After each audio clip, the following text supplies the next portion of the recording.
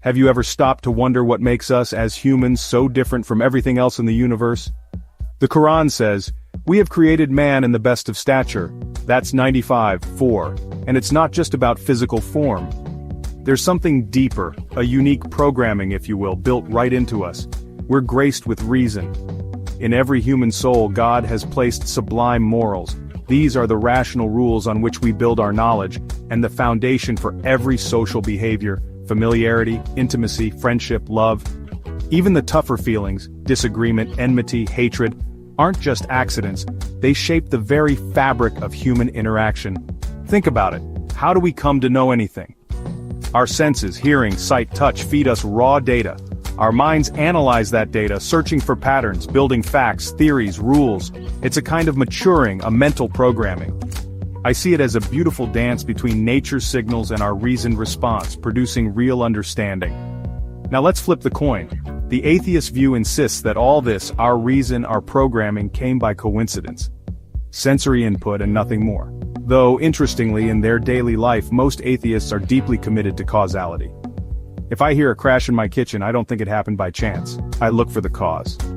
But when it comes to the universe itself, suddenly, causality is denied.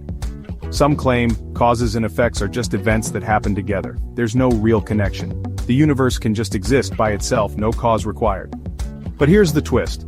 While they honor empirical science, they say we don't believe in metaphysics because it can't be tested. They actually undermine science at its core. Why? Because science depends on causal links. If I run the same experiment 1 billion times and get the same result, science tells me there's a rule at work. But if I refuse to see a rule and say, maybe something else will happen next time, then what's the point of all these experiments? If nothing has a cause, why invest billions searching for the causes of disease, or trust that medicine can bring a cure? It gets deeper. Atheists admit, sometimes against their will, that they rely on these basic rational principles every day. But when it comes to God, they set those principles aside. They say evolution made minds to find facts, but those minds might trick us if it helps us survive. So, if our minds can deceive us, how can we trust reason at all? Isn't that a deep crisis for atheism itself? Because for anything to be real, there must be standards, there must be necessities that someone has programmed into us. Deny that, and you deny the very foundation of knowing. So, my friends, it becomes clear. There's no real knowledge without belief in God, who created within us absolute truths we couldn't find alone. As the wise have said, knowledge of God is the basis for all known knowledge.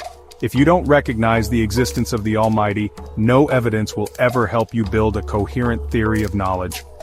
And maybe, just maybe, that's the question worth pondering today.